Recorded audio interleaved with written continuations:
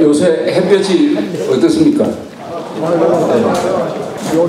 네, 오시는 길에 아마 조금 걸으셨을 줄 아는데,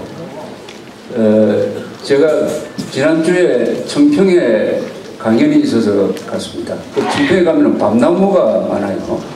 큰 밤나무가 있는 옆에 그 커피숍이 하나 있었습니다. 이 바닥이 나무로 되어 있었어요. 근데 가끔 뭐지 뚝뚝 소리가 나서 보니까 밤송이가 떨어지는데, 밤송이가 땅에 닿자마자 딱 갈라지면서 밤알이 딱 튀어나오더라고요. 밤알이 그 충격 때문에 튀어나오는데, 밤알을 주스니까 그 햇볕을 받아가지고 반들반들 했습니다. 아주 윤기가 흐르는 것인데, 가만 보면은 지난 1년 동안 비바람 맞고 막 눈보라도 치면서 견뎌서 결실된 게 딱 땅에 떨어지는 충격과 더불어 처음으로 세상에 나오는 거 아닙니까? 햇볕을 처음 받는 거예요, 이 밤알이. 얼마나 깜깜한 속에, 암흑 속에 있다가 터지면서 딱 소리를 내면서 밤알이 튀어나오고 꼭 그 기름을 바른 것처럼 아주 윤기가 나는 그런 장면이 아주 기억에 남았습니다. 얼마 전에 지난주에 유럽에서 아주 저명한 그 연구기관이 발표를 했어요. 뉴트리노라는 소립자의 속도를 계산했더니 이 빛의 속도보다 더 빠른 속도, 빛의 속도보다 약간 빠른 속도로 이동한다는 것을 관측을 했다, 이렇게 발표를 했습니다. 그 발표한 연구소는 아주 유명한 연구소예요. 이렇게 되면은, 이게 사실로 밝혀지면은 우리나라가 아니라 이 물리학을 바꿔야 됩니다. 물리학의 대전제가 몇 개가 있습니다. 관성의 법칙, 중력의 법칙, 여러 법칙이 있는데, 그 중에서 한 20세기에 발견된 법칙이 하나 있어요. 그 아인슈타인이 만든 특수 상대성 이론입니다. 그 중에서 빛의 속도에 대한 정의가 있습니다. 빛의 속도는 반올림 하면은 1초당 30만 킬로미터죠. 그러니까 지구를 7바퀴 반 도는 속도를 우리가 빛의 속도로 그러는데, 이 빛의 속도는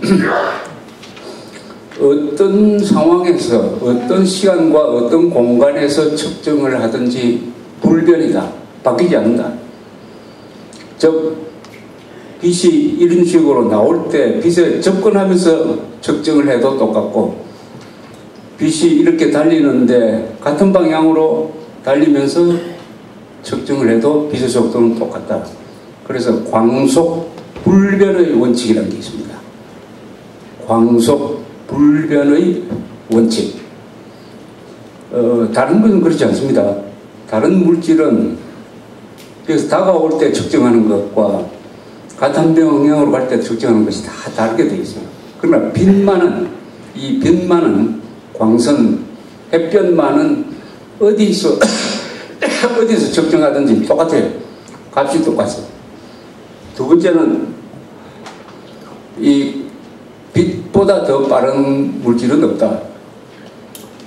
빛보다 더 빠른 물질은 우주에서 존재하지 않는다.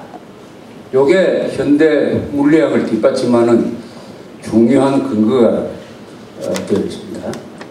그런데 그 빛보다 더 빨리 달리는 소립자가 발견이 되었다 하면은 이게 문제가 달라져요. 어떻게 문제가 달라지느냐 하면은, 그 소립자를 타고 여행을 하면은 과거로 타임머신을 타고 과거로 돌아가는 영화가 있습니다.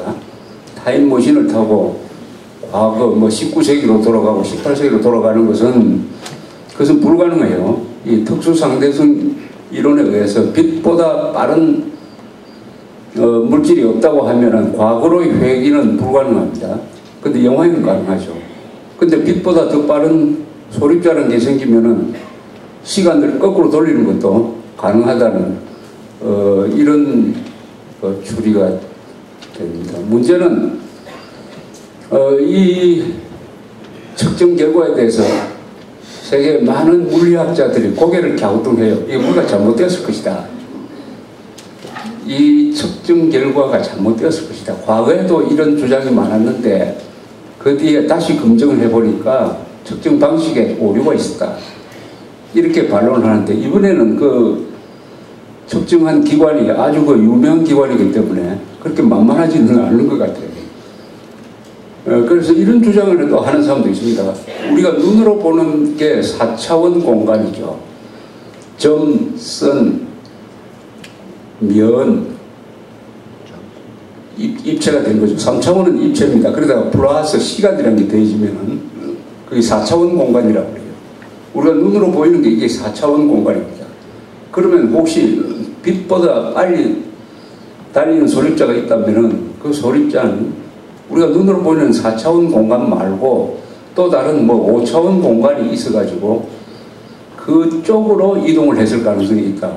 그러니까 5차원 공간이 있을 수도 있다. 뭐 이런 이야기를 등등 합니다. 근데 이 햇볕은 이 우주에서 가장 중요한 물질이 뭐냐 하면 햇볕입니다. 광선입니다. 빛입니다. 햇볕은 태양에서 나오는 것을 우리가 햇볕이라 하지만은 그 태양이 아니고 저 다른 별에서도 나오는 것일 수 있으니까 정확하게 말하면 그냥 빛이라고 해야 되죠. 빛. 이 빛이 우주에 존재하는 물질 중에서 가장 중요한 물질입니다. 왜냐하면 빛은 생명의 근원입니다. 빛이 없으면 어떤 생명도 존재할 수가 없습니다. 또 빛이 없으면 존재 그 자체가 아무 의미가 없어요. 여기 완전히 불을 꺼버리고 가만히 있어버리면 여러분들이 있는지 없는지를 알 수가 없습니다. 그러니까 빛은 생명과 존재의 그 조건이죠. 그래서 이 빛을 가지고 여러 가지 이야기를 합니다.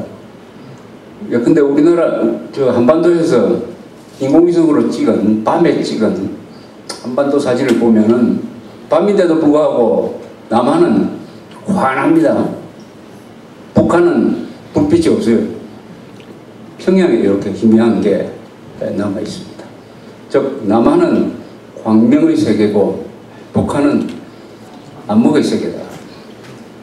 햇볕이 상징하는 게 뭡니까? 생명, 진실, 개방, 투명성 이런 거죠. 암흑은 뭐냐?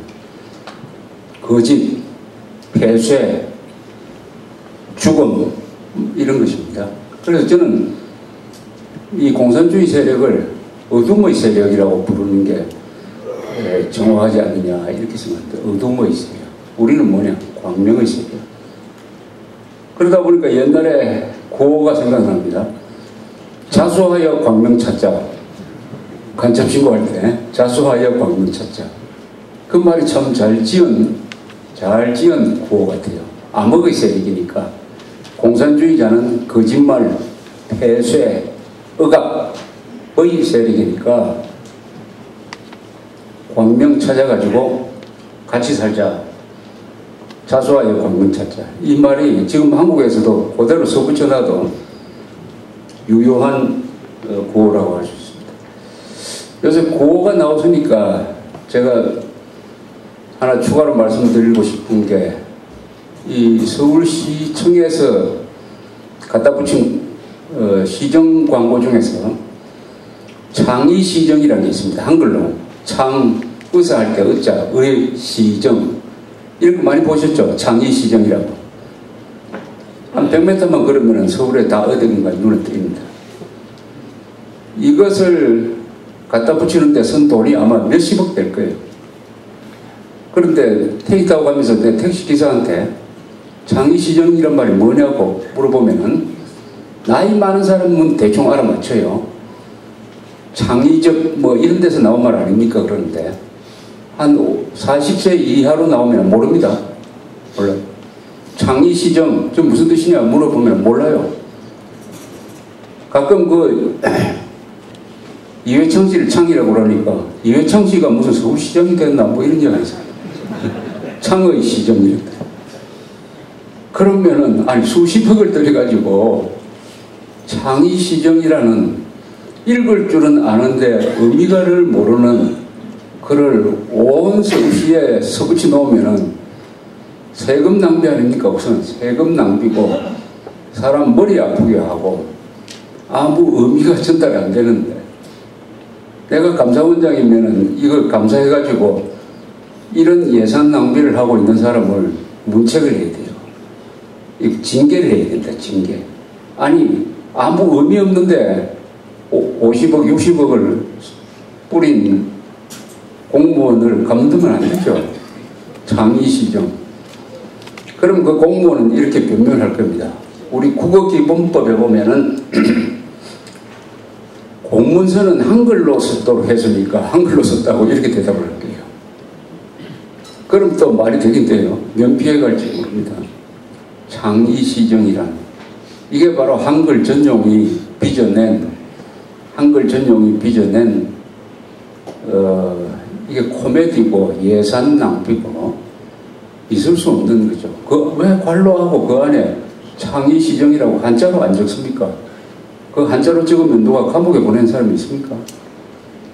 관로하고 한자로 적어 놓으면은 한자 공부도 되는 것이고 정확한 의미도 전달될 텐데 아무도 모르는 창의시정이라는 구호가 서울시를 뒤덮고 있어도 여기에 대해서 항의하는 사람이 없다.